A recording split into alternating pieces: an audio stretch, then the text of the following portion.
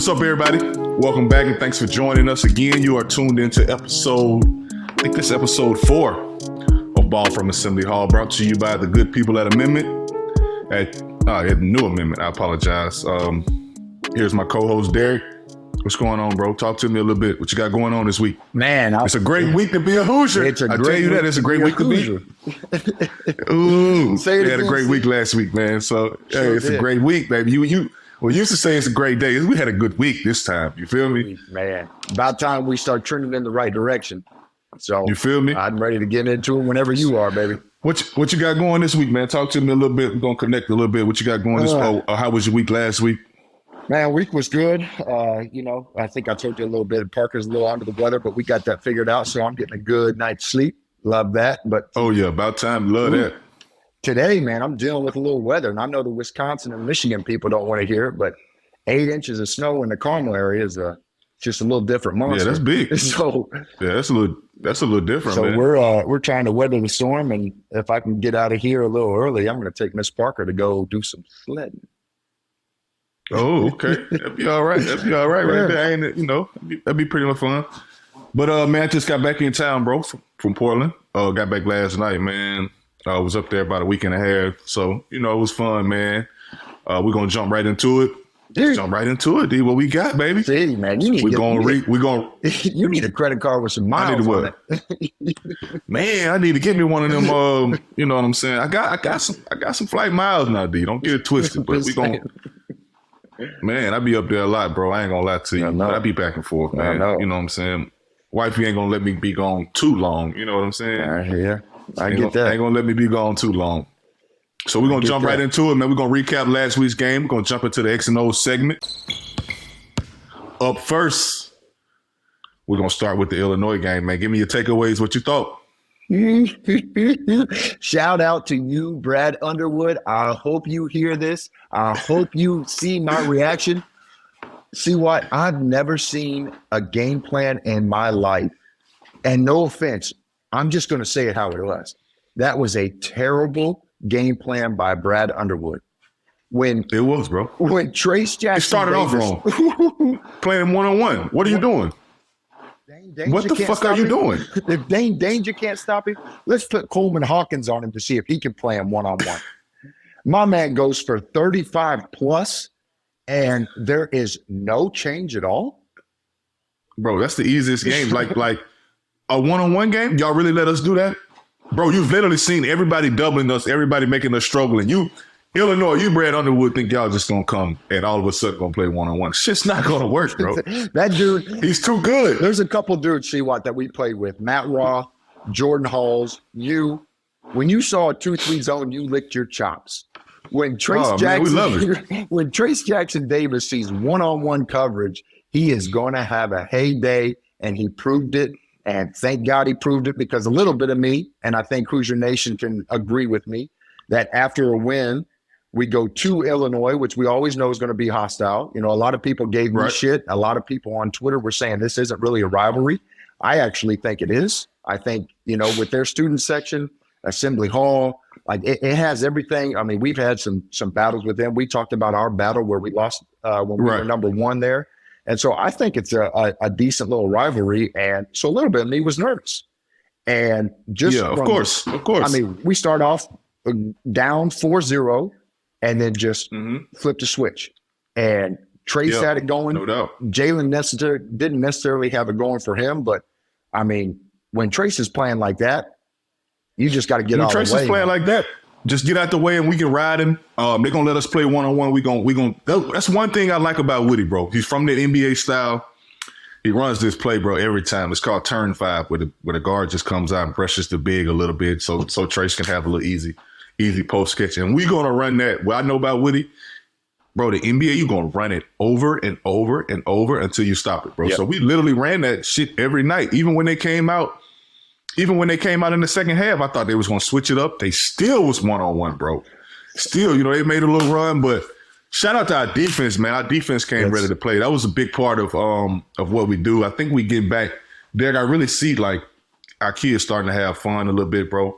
Yeah. And I think that was the main part, man. You know how this thing goes. Sometimes you get so caught up in wins and losses that you forget to have fun with playing the game, man. I think we're getting our joy back playing the game, bro. Everybody was happy for each other, man. And I think that was a big key to our success. No, man, that's huge. And that's the thing. Like when I was on the coaching staff, I used to tell these guys that Romeo was the big one. Romeo, I used to have a conversation with him during the game every time. He used to ask me questions of what he should be doing, where he should be at. And I said, Romeo, man, you just look like you're having a terrible time out there. Well, what should I do? You're right. Just smile, right. bro. Just go out there. You play basketball for a living. Like, this is your life, man. Go out there and have fun. This isn't life or death. I know it may seem like it when you're in the trenches like this. Right. But at the end of the day, man, it's basketball. This is what you know. This is what you love. Like, go out there and have some fun. And like you said, man, after you get the result you get from the Wisconsin game where the defense is just night and day, like, that carries over into Illinois. And Coach Quinn used to always say that one thing when you're on the road is the one thing you should remember to pack is your defense. That defense turns into offense. And as you saw, like, defense or not, Trace had his game and that's amazing. But like you said, like, it starts on the defensive end. And I got to take a step back here and even say, like, I give Miller Kopp a lot of shit. I really do, just because everybody hypes him up. And I really haven't seen that Miller Kopp breakout game yet. But man, against Illinois, he held Meyer to 0 points. Yeah, I did Brad Underwood talking about something. He was sick in the press conference. I don't want to hear that shit. I don't want to hear that. I don't want to hear that shit. My man in the last 5 games coming into Indiana was averaging 15.5 points. Now, was he a little sick? Could have been. I don't know. Was it all Miller Kopp? Could have been. It could have been. But I'm going to give the kid the benefit of the doubt because you could see it. You could watch it. And, sometimes I feel like Miller Kopp just gets on these islands where he's just in a mismatch. This was a great matchup for him. I think Meyer could, he can do a little more off the dribble, but Miller just seemed locked in the entire time. He made everything difficult for him. And the guy only putting up 4 shots, playing 24 minutes, having 0 points, like that could have, at the end of the day, been a big part of the reason why we got the win the way we did. No doubt about it. I think we're starting to find our identity now a little bit. And I think it's more, which it should have been, but I think we're more leaning toward it a lot now. It's more playing more inside out, like dominating the paint. Right. I know Woody wants to put emphasis on that, but I think we're really starting to do that because we got Geronimo stepping up. He's gaining confidence, bro. I see his confidence growing every day. Yes. And like I said, I kind of felt like this could happen with race going down. You know what I'm saying? Sometimes that's how sports work, bro. That's how you see great quarterbacks come. That's how you see, players take off. Injuries are part of the game. And sometimes when a player's injured, you have no choice but to step up. And Geronimo's doing that. I mean, they're asking more from him. He's doing that, bro. And he's helping Trace down to dominate the paint along with the freshman kid, Malik Reneau. He's dominant. He's getting in there. He's sticking his nose in. I think we're just finding our identity, bro, going forward. And I think it led over into the next game, which we're going to talk about, which I think it just transpired over there. Yeah, and that's the thing. Like when you're sticking with this Illinois script, like the difference between early Geronimo and now is you can easily see the difference of how Geronimo is just letting the game come to him. I think it's a defensive mindset first. Let your defense carry you into the offense. He's not forcing up any bad shots. He's shooting the open threes. Everybody knows he can hit them. But if you're got 20 seconds left in the shot clock and Geronimo shoots a 3, that's not necessarily the shot that we want.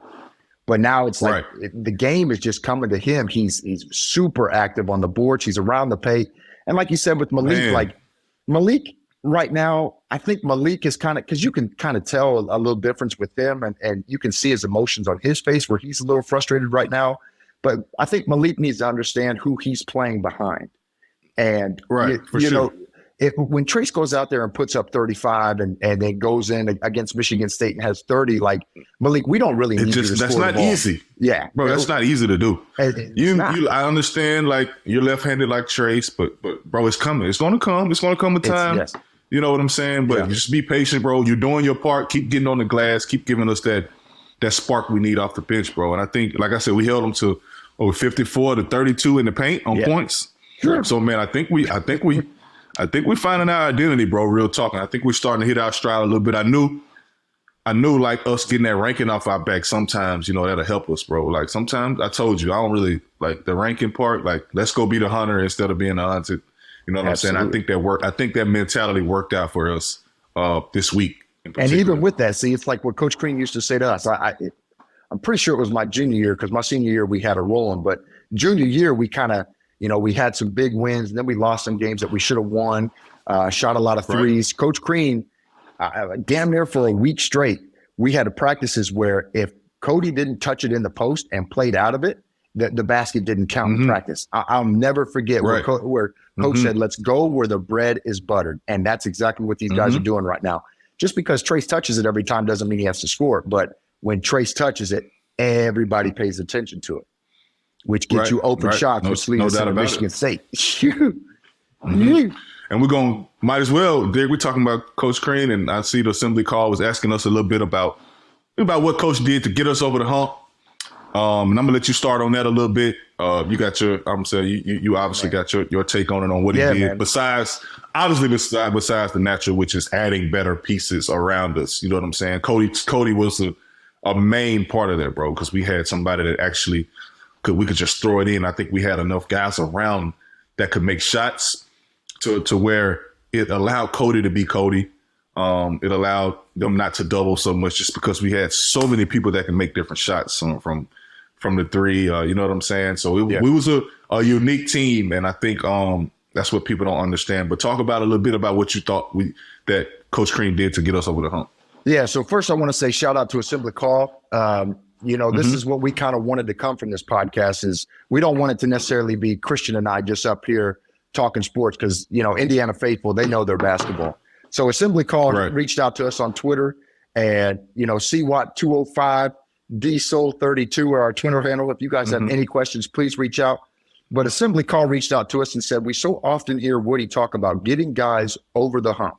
Besides the obvious, which Steve just mentioned, adding Cody, what did Tom Crean do to help you get over the hump and make the huge leap in 2011 and 12?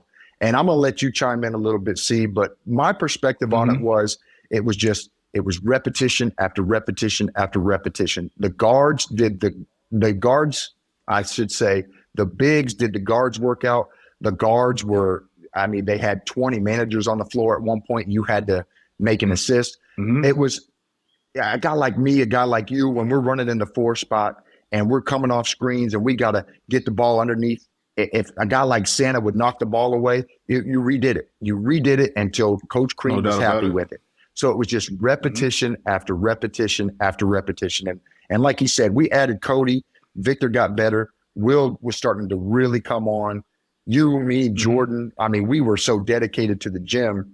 But when it was when it was go time with the coaches for an individual workout or for practice, if it was not perfect, almost to the point where it was very, very annoying and it would piss you off to no other. But if he didn't like it, you did it again. And there were times guys were in lines 10, 11, 12 times because they couldn't get the move right. And Coach Crean always emphasized left, right if you were a right-handed shooter. And if that didn't look clean and pure, you redid it.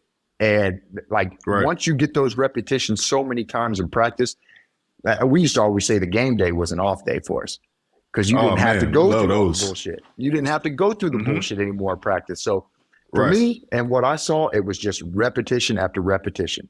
And you chime in with what you saw. What I thought was, bro, as we got older, I think guys got better. I think Coach Crean did a great job in creating a competitive atmosphere every day. Yes. Guys, you know, we got better. So guys wanted playing time. I remember, you know, Victor was my roommate. I remember, you know, his junior year, him not knowing if he gonna start comparing to Will. You know what I'm saying? Just different type of battles. You know what I'm saying? Tom was playing Cody hard in practice every day. Like just an older guy that was just a little more physical, that got him used to the Big Ten. And I think that created a culture of where we held each other accountable, but we also, it also made us better, bro. You know what I'm saying? Competing like iron sharpens iron. You know what I'm saying? Like, exactly. And we had that culture, bro, and it forced us to get better, and it forced us to really lean on each other. You know what I'm saying? I think we got to the point where we were sick of losing, bro. You know what I'm saying? Like we were older. I know I didn't want to go 4 years and be considered a loser like that. You know what I'm saying? So I think everybody just took accountability, bro. And I think it just made everything better. I tell everybody all the time, like, I don't think I've ever been close to a team the way we were. You know what I'm saying? Just like we did everything together. You know what I'm saying? Not just on the court, but off the court. Like you said, like we said in the previous episode, it became more so about the players than the coaches. Like, we didn't really care about what the coaches thought about anything, bro. We more so locked in on each other. I think that really got us over the hump. I don't think it was the coaches did what they did, but I think if it didn't, we could have bucked it. We could have went against it. And it wouldn't have worked. You know what I'm saying? But I think us sticking together and creating that culture, bro, that really helped us get over the hump. Tell you what, everybody got better, bro. We'd be 8, 9, 10 deep in the Chipotle, baby. I'm trying to tell you, bro. We had some battles in practice, bro. People didn't really, we might not speak to each other at practice, but we gonna get back close. We might not, you know what I'm saying? We had some real deal battles in practice, bro. And I think me and you, rebounding drills. Me and you bro. were always put at the horse, and it was not basketball. It was just tackle football. Man, that's what it was, bro. But it made us, man. It helped us. Looking back on it, bro, I know it had a pivotal piece in just our toughness and how we stayed together when things got tough, man. So shout out to Assembly Call for that question, bro. That was a big time question. Absolutely. We're gonna move on a little bit to the next game, which was the Michigan State game, bro. Give me your take on it. What you thought? I think it just spilled over, really, from the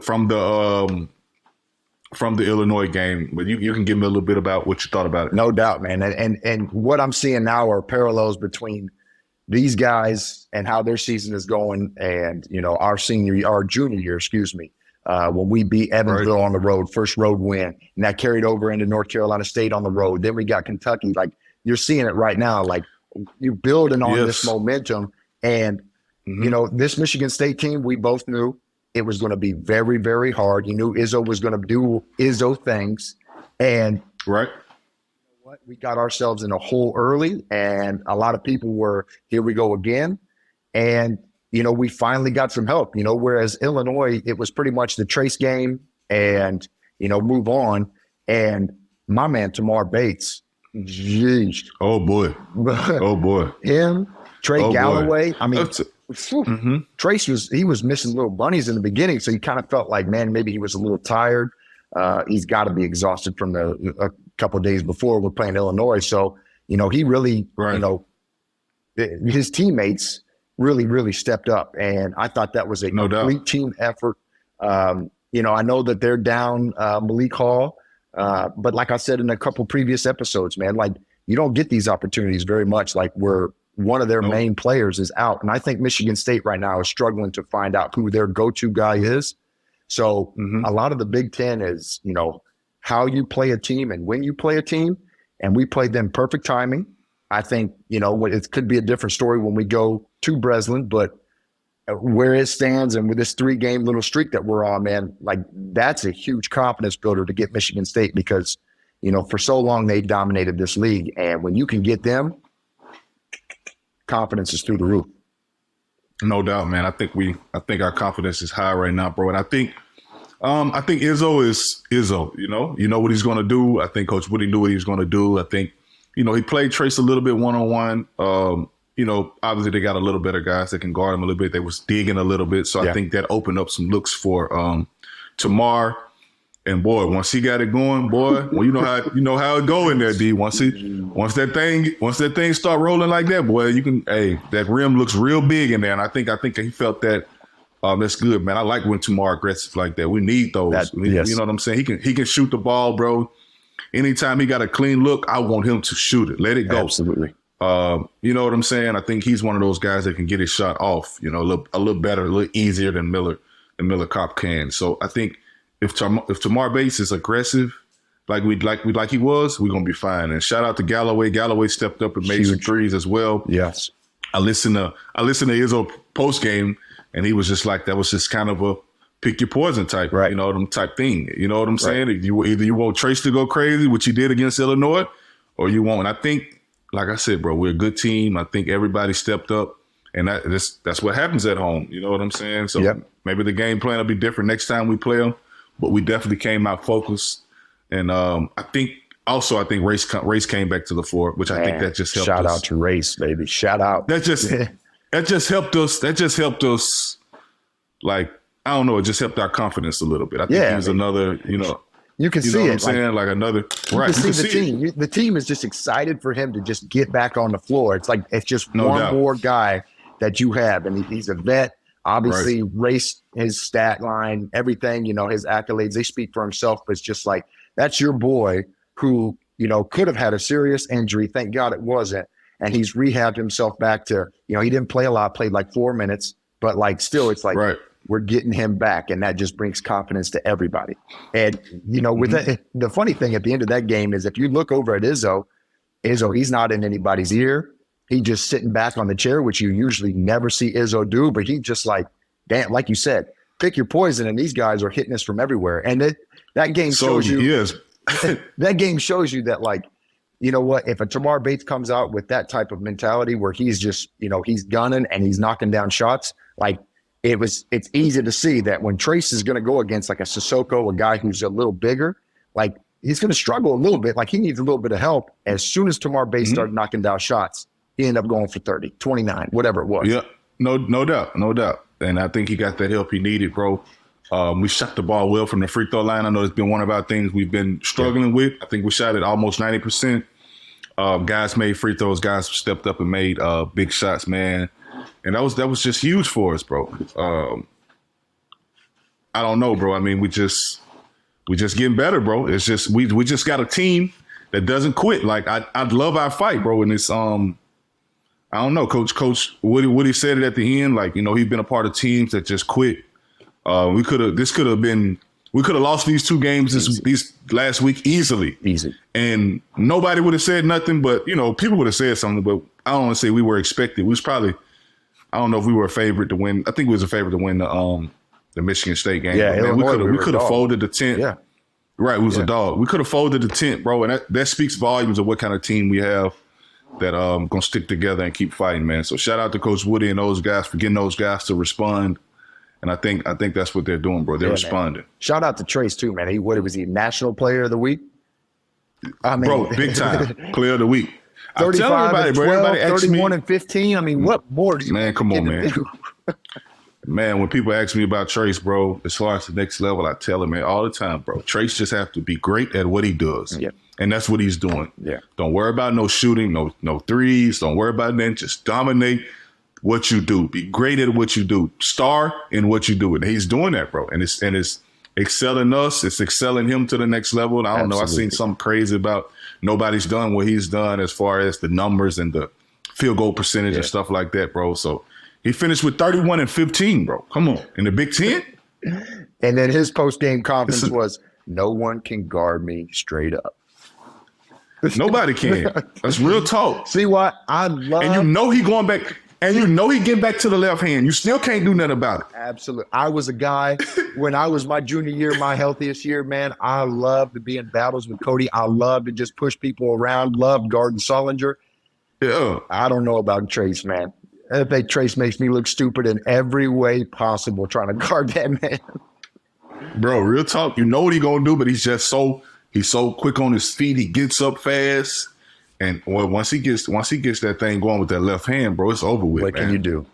What can you do? What can you do, bro? So that's a big time win for us, man. We're gonna move on a little bit to the next segment, which is our scouting report. Scouting report. We got two games coming up. Yeah. We can't take them lightly. Obviously, we got 2 teams that are not just top of the Big Ten, so we can't just take them lightly. But we go to Minnesota. You know how it is on the road. I think we need to go in there and just hit them in the mouth early, bro. Yeah. If we hit them in the mouth early and take their confidence away, I think we'll win that game, in double digits. If we go in there and play around, guys will start making shots. They'll start feeling better. You know how it is, bro. They'll start feeling better. They'll start feeling like, hey, man, these guys are not that good. We can play with them. And then all of a sudden you'll look up second half, it's a ball game. Right. You know what I'm saying? So I think that's the main thing going into Minnesota is putting our foot on their neck early. Absolutely. Be ready to fight from the beginning. It's still a road atmosphere. Not sure what they got going on there. I know they've lost some games and stuff like that, but literally you can't think about that, bro. And I think that's what we got to go in there and do. No doubt. I think you got to treat these guys like they are the last team in the Big Ten. And like you said, man, you can't play around, because if this is a 8, 7, 10-point game with 13 minutes to go, in the back of their minds, they're in it.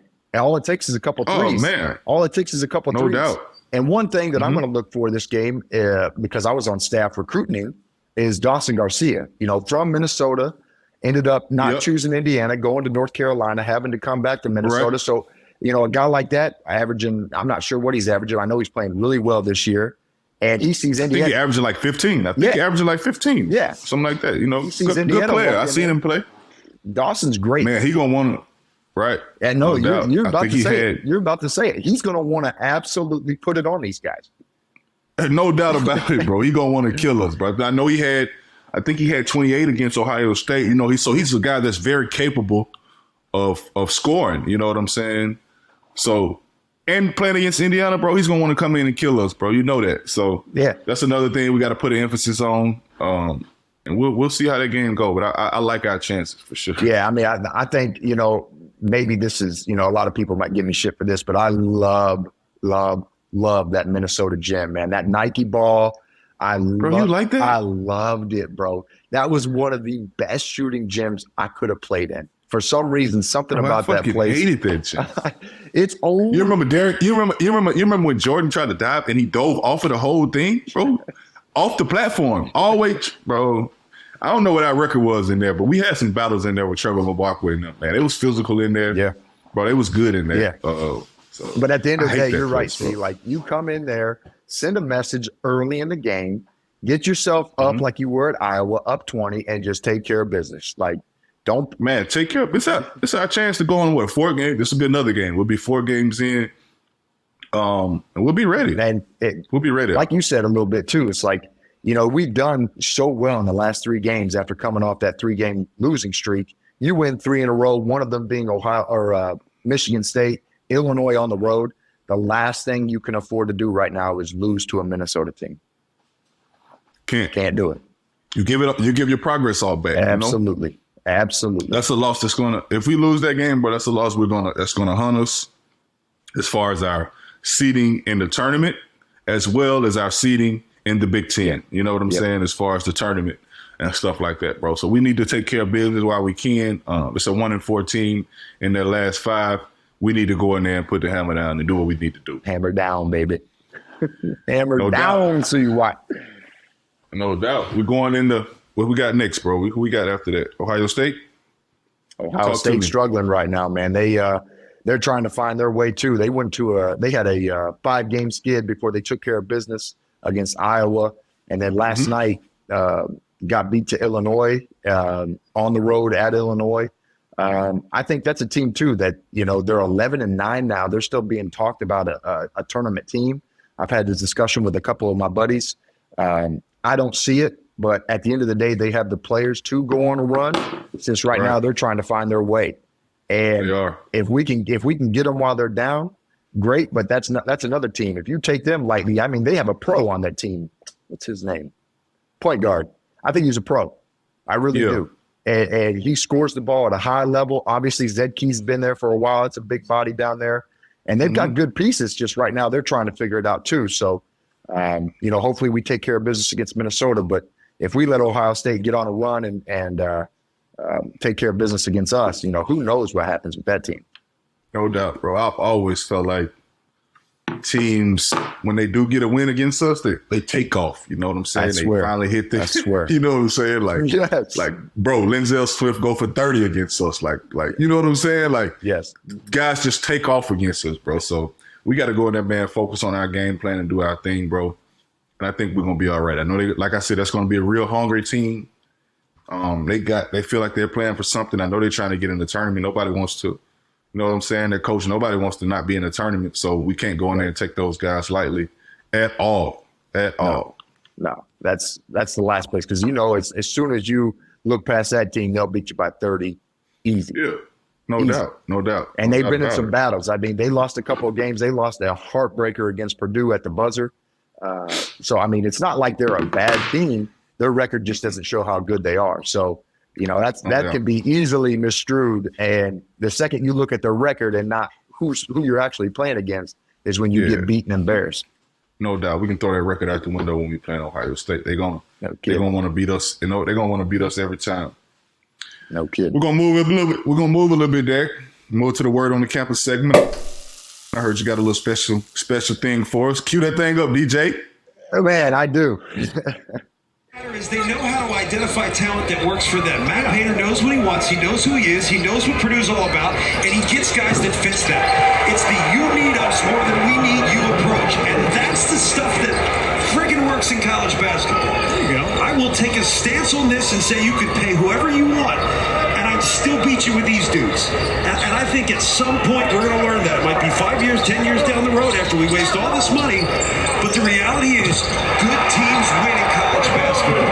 Purdue's proving that year in, year out. I wonder how many of those guys got an offer from Indiana. I don't know. I'm just saying, you got to know what you're all about. You got to know what you stand for. You got to know who you are and know what you're not. And you got to get the right guys. So, see, the reason why I put that clip out there, a couple things. John Crispin, a little backstory. John Crispin's the announcer.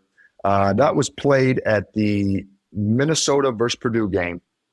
And about 14 minutes left in the clock, this clip comes on, and I knew I just had to clip it. If it wasn't just for our conversation, it's kind of just for any kid who's out there listening and has dreams of playing college basketball, professional basketball, whatever it is. But I wanted to talk about that because there is so much hype on NIL. And, this is where, shamefully, I got to kind of plug Purdue a little bit because John Crispin's right.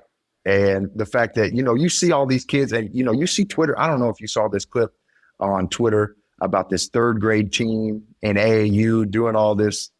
I've seen that. Yeah. Doing all the NBA celebrations and doing all that crazy stuff. Yeah, I seen that. I had a couple of kids come up to me in the gym working out at LA Fitness. And they asked me, like, we kind of want to pursue basketball. Do you have any advice for us? And it's kind of, I'll kind of repeat what you've been saying with Trace. It's like, you've just got to be really, really good at what you do. And I think a lot of kids these days look at like, oh man, if I go to this school, I'll make this amount of money. And oh my God, did you see this $2 million offer? And Purdue kind of shatters all that. And, this is my shout out to Purdue because he's right, man. I tried my ass off to recruit some of those kids to Indiana and was told numerous reasons of why they couldn't play at Indiana. And Matt Painter just has that thing rolling. And like John Crispin says, man, you need us more than we need you. We're going to find kids that fit this program, that fit this type of offense that I like to run. And you're going to do it at a high level. And if you don't, Coach Painter has no problem going in and redshirting a freshman. He redshirted Trey Kaufman, who was one of the best players in the state of Indiana a couple years ago. I thought that was shocking, but he just didn't fit the mold yet. And so, like, I think Painter is the guy who's kind of, you're looking at and you're saying, like, all these kids are, especially you look at Kentucky, who knows what those guys are making at NIL and what conversation are they in right now? They're not in a lot of conversation. I don't even know if they're in a tourney mix.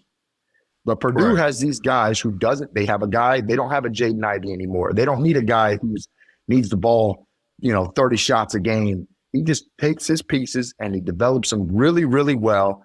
And now he's reaping the benefit. And I think that's what a little bit of our team needs to go through too. It's like, this isn't about making money, man. This is about coming to Indiana, being a really good player, using that platform to propel yourself into the business world, whatever world you're trying to get into, and be really successful at doing that.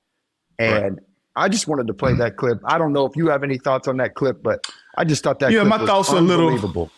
My thoughts a little sway a little bit because I don't necessarily think you should go for the money. But I think I do like guys being compensated. No doubt. You know what I'm saying? No doubt. I don't think you should go. I don't think you should pick the school that's going to all of a sudden. I don't think when you're breaking down your file, okay, I don't think you should go, well, this school pays me the most NIL money, so I'm going to go here. Right. I don't think you should do that. But I also think you should, but I also think kids should be getting some money. You know what I'm saying? Like, for sure. I don't think that should necessarily be the main thing, but it's a big thing, especially when it comes to, you know, your dynamic of your family and those type of things. And we can go deep into that, bro. But that's a whole nother thing. Yeah. You know what I'm saying? But as far as the Purdue situation, I think they got a very unique situation over there that not everybody have that. You know what I'm saying? Like, yeah. Painters did a great job at building his program. You know what I'm saying? He doesn't build teams. He has a program. You know what I'm saying? I think a lot of schools that value the NIL so heavy, like they don't really have a culture. They just build teams. You know what I'm saying? Like a year to year basis teams. And there's not some teams are successful like that. Coach Cal has been successful like that. I'm not saying he don't have a program, but I'm just saying there's certain guys when you get in there, you know they're there for 1 year, bro. You're just trying to build a team. You know what I'm saying? Right. And I think Painter's done a great job of building a program. You know what I'm saying? So it's a little different in there, but at the same time, bro, I feel like it ain't always about the X and O's, baby. It's about the pros and the Joes, baby. You know, you gotta have the pros and the Joes, baby. I don't care what you write on that clipboard. I don't care what you do, Derek. We don't go to back-to-back Sweet 16s without the number 2 pick in the draft. And what, Cody went 5 or whatever he went 4. You don't get there, bro. You know what I'm saying? No matter what you do, no matter what Coach Crean wrote on that clipboard, he was writing the same thing on there our freshman and sophomore year. We was getting our ass kicked. You know what I'm saying? Right. So it's a little different. It's a little difference in there, bro. So I'm a little biased. I sway a little bit with that. I understand what you're saying, though. I think Matt has done a great job at building his program, bro. It's a plug and play system, and you know, man, it's been working for him. But he got the Edey train too. Now let's not get it twisted.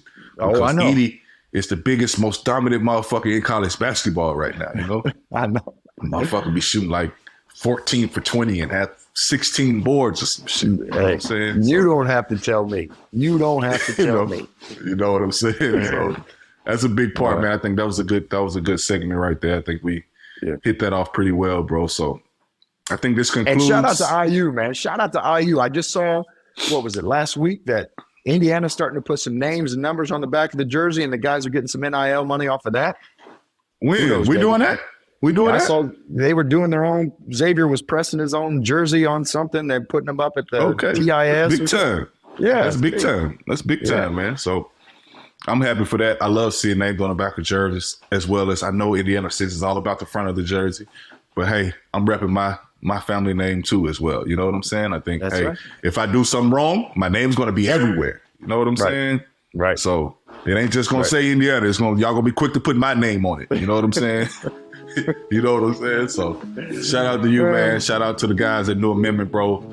You guys go follow us on all social media.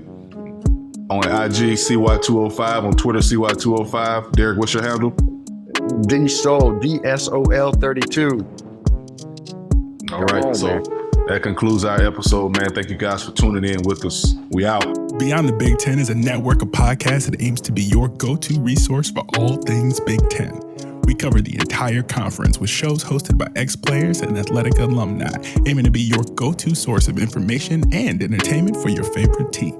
Hosted by ex-Big Ten players, media, and insiders, our podcasts are focused on giving diehard fans and those alums an inside scoop about the teams and people that make the Big Ten Conference one of the most watched and most talked about conferences in sports. We're excited to talk Big Ten basketball with you wherever you may be. Subscribe now.